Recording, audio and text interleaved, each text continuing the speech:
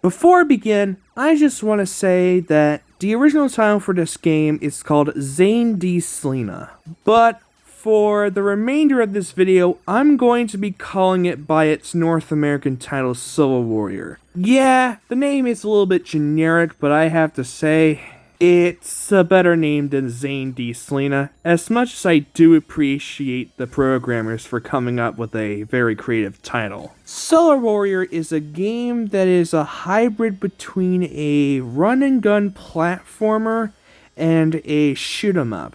Pretty interesting, but what's even more interesting is the developer behind this game.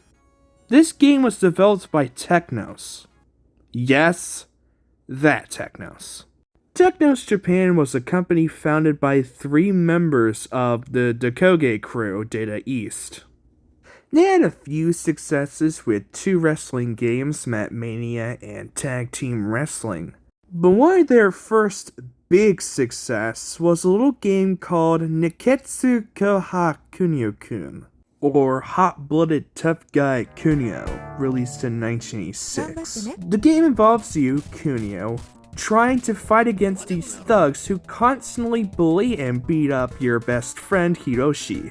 This game was revolutionary for several reasons. First, this is the first game where you can move horizontally and vertically while the game scrolls horizontally, also known as the belt scrollers. Of course, some games have you move horizontally and vertically, but they always stay on one screen, while games that did have scrolling were more 2D-like. So seeing a game do both at the same time was incredibly impressive.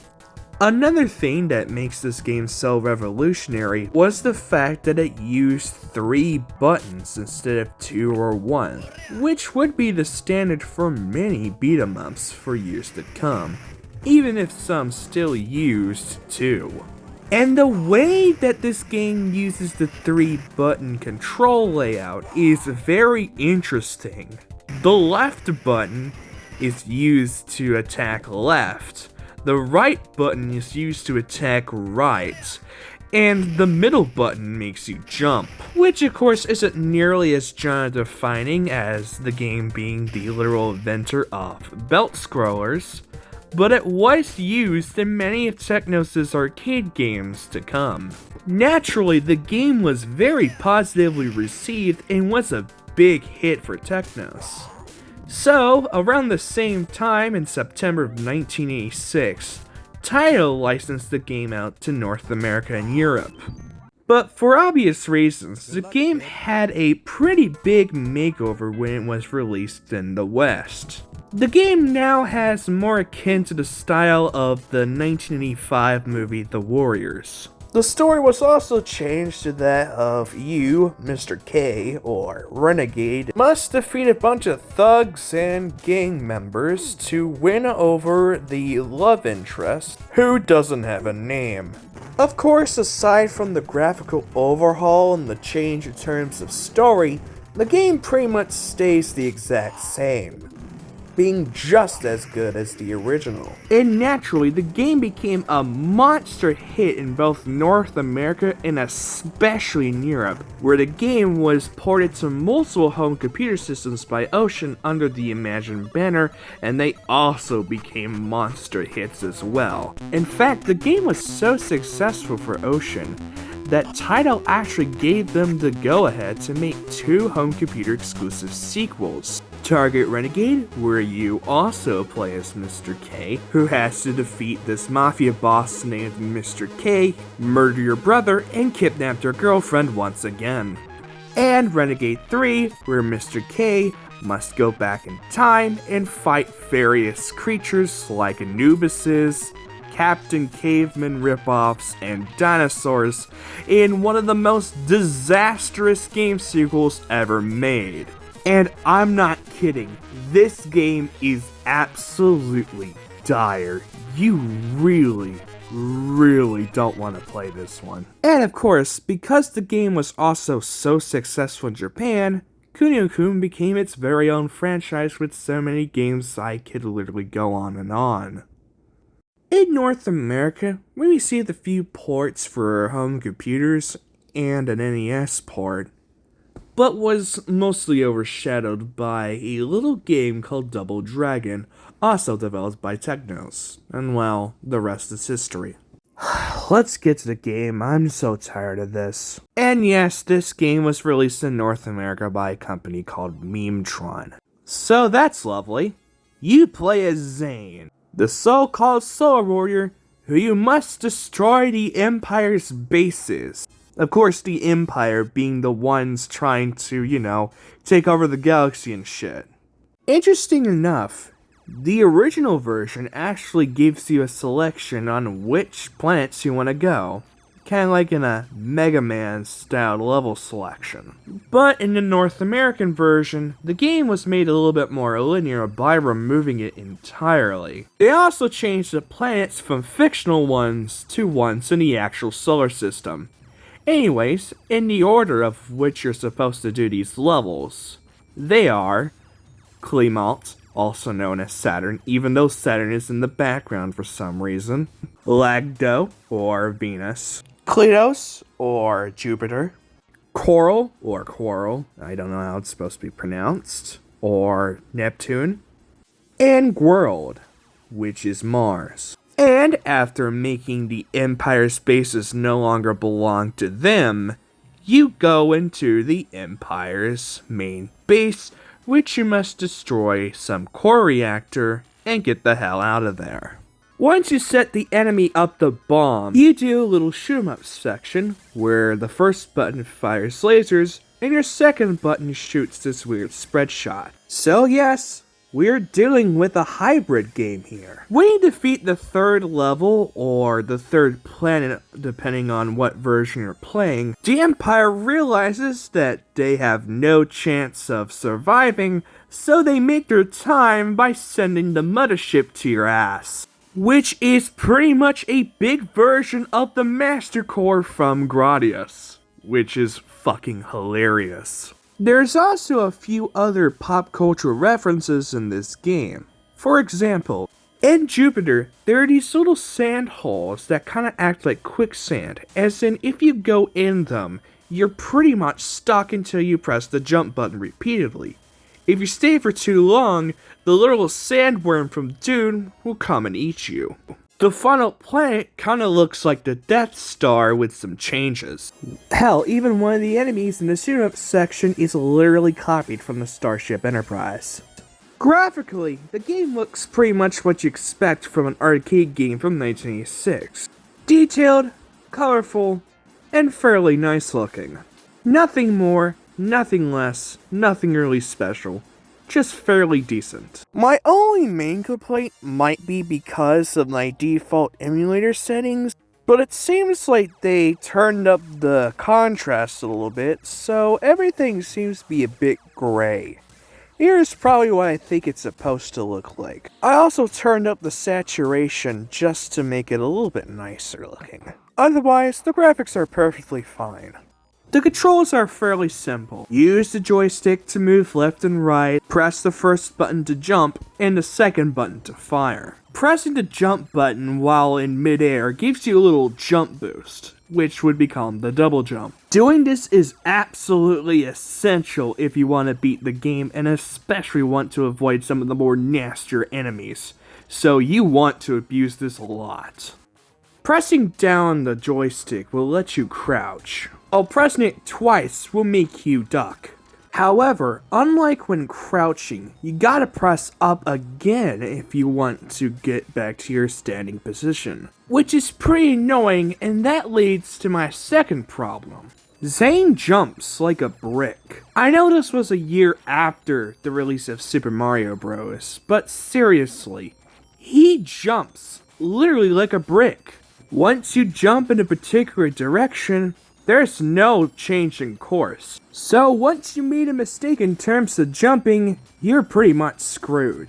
And yes, I did say my second problem, because I haven't talked about the first yet, and this is quite a big one. Up on the top, Xain'd has a damage gauge, which acts like your health bar. Once you get hit, it only gets lower, lower, and lower until you die. There's no health pickups in this game. Now, granted, this is an arcade game, and Renegade didn't have this either, though that could be because it's basically a very early beat-em-up that takes place on one screen, so it's kind of understandable. But in this game, it's a little less acceptable in my opinion, for one reason. The enemies are absolutely ruthless. This game is really hard. Even for an arcade game, it's surprisingly difficult. For one, this game really likes its flying enemies, which once they get behind you, they home in with their attacks. Whether it's a ranged attack or melee attack. Speaking about melee attacks, these gold motherfuckers with the swords will be your worst enemy. Once it stabs you, you die instantly. It doesn't matter how much health you have. One hit from these bastards and you're toast. Plus, enemies really like shooting their grenades and rockets very far, which leads to absolutely lovely cheap deaths like this. Which makes me wonder, is this the first instance of aimbotting? Because this is just absolutely absurd, even for 1986 standards. It also doesn't help that all bosses, including the mini-bosses from Venus and Jupiter, are bullet sponges. Granted, the first and second world bosses aren't really that difficult, so they kind of feel normal. But in the later stages, they are absolute bullet sponges, especially if you have the wrong power-up. And even then, they are ruthless. They're almost unpredictable. Plus, you got a time limit. Yes, it does give you extra time once you hit a checkpoint, but if you hit a boss and it's low on time, good luck. Speaking about power-ups, you have quite a few at your disposal. First is a spear shot, which only shoots one at a time, but acts like a laser by penetrating enemies. This triple plasma shot thingy is a godsend. It's not nearly as powerful, but you can rapid fire this like crazy, so it could be pretty effective. The double shot is fairly effective. It's kind of like the one from Gradius, which shoots forward and one slightly up, but it's far more useful here. And finally, you got your standard shot, but with grenades, which actually is far better than it sounds because you can also fire the grenades like crazy, and it does a lot of damage. So this is the one that you also really want. Yeah, 3 of the 4 weapons are really good. The spear shot is alright, it has its uses, but it's not nearly as effective as the others. So, what do I think about Soul Warrior?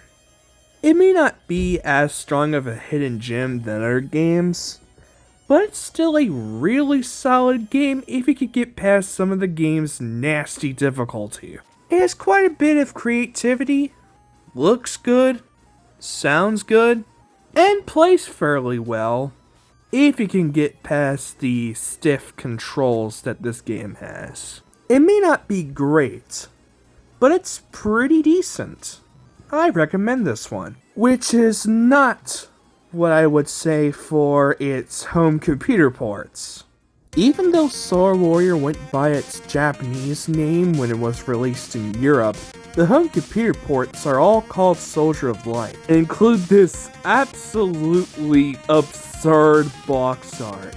On the left, we had some random dude with a mace ball getting absolutely eviscerated by the lasers. On the right, we got some police force that doesn't appear in the game, and I also love how the building on top is called Bank. Not Galactic Bank or the Empire Bank, it's just Bank. Beautiful.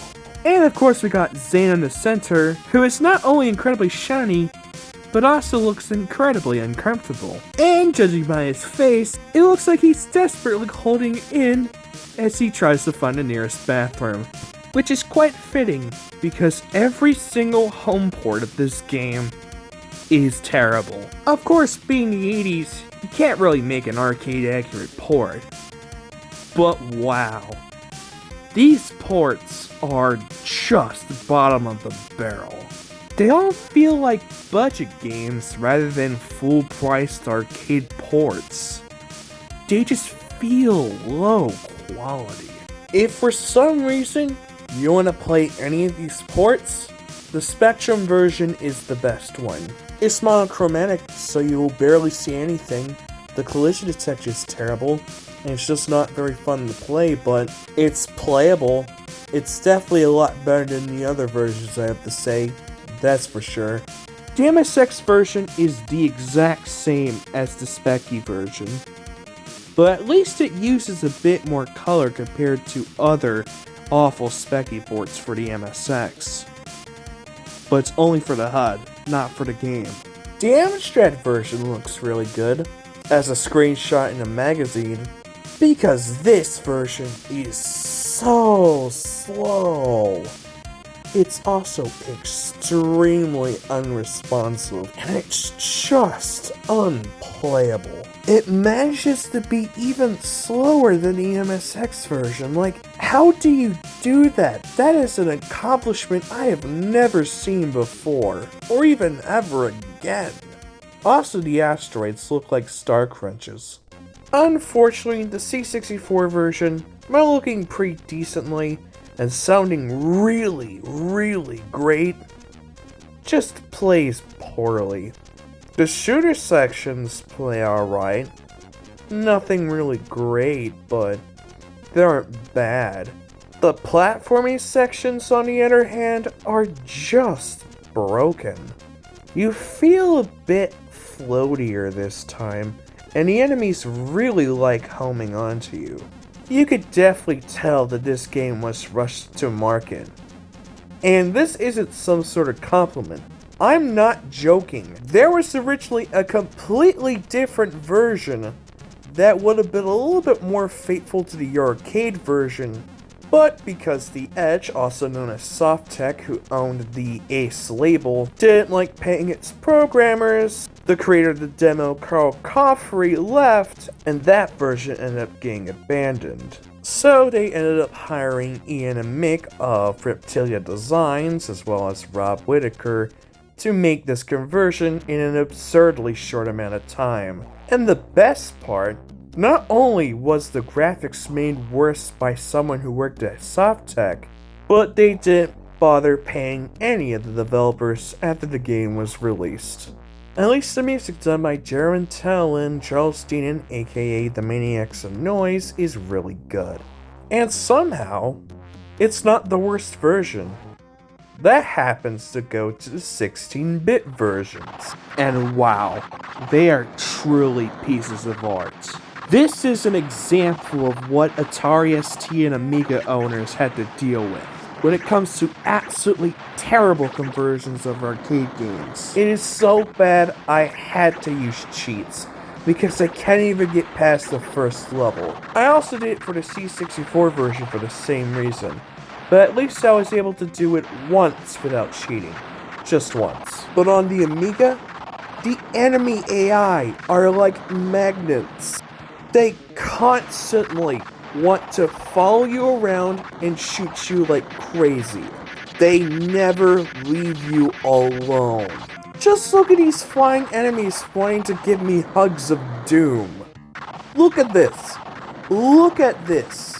The bosses can even go through walls. What is this? Crouching is completely useless in this game, as it's barely any smaller than you are. The jumping in this game is horrible.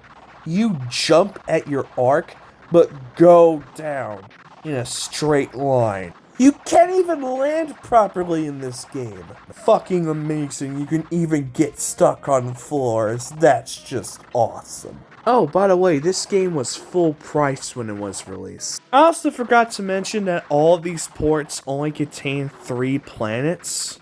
I'm not going to put that as a negative for them, because that was pretty much understandable. The Amiga version adds 1 more. And honestly, I wish they haven't bothered, because guess what? Remember when I said enemy AI is like magnets in this game? Well, I pray for the poor soul who had to play this game without cheats back in the day, because that would have been pure agony. But there are 2 good things I have to say. 1, the graphics do look okay for the most part, even though they're a bit dark. Coding issue? Intentional? I don't know. And the shoot 'em up sections are actually faster in this version, and it actually makes it a little bit more challenging. But what's the point when the rest of the game is an absolute total piece of shit? This is a sloppy, janky, glitchy, broken port that should have never seen the light of day. Or more fittingly, should have gotten a dishonorable discharge. Because that is what it feels like playing this absolutely broken piece of dog shit. Stay clear from this absolute garbage at all costs. So, how quick was it? The video was a total of 21 minutes and 22 seconds. Huh, Miniviews my ass. Why can't you just quit? You are both fucking pathetic. This is a certified good classic.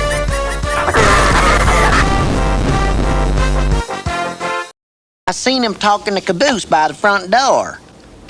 Yo, Caboose! Right here!